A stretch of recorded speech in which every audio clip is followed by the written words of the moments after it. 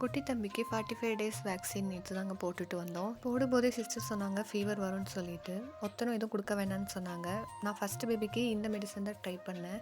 Injection போட்ட இடத்துல இதை அப்ளை பண்ணி விட்டோம்னா வீக்கம் வராமல் பார்த்துக்கும். நிறைய பேருக்கு தெரியும்னு நினைக்கிறேன். மேபி தெரியாதவங்க இதை யூஸ் பண்ணிக்கோங்க. ஃபீவருக்காக பேராசிட்டமால் அவங்களே கொடுத்துருந்தாங்க. 4 ஹவர்ஸ் ஒன்ஸ் நம்ம 5 ட்ராப்ஸ் கொடுக்க சொன்னாங்க. நான் 6 ட்ராப்ஸாகவே கொடுத்துட்டு இருந்தேன். ஃபீவர் 1 டே மட்டும் இருந்துச்சு. இப்போ பரவாயில்லையா இருக்காரு. நிறைய நியூ மாம்ஸுக்கு மில்க் சப்ளை கம்மியாக இருக்குது அப்படின்னு சொல்லி வருத்தப்பட்டு இருப்பீங்க.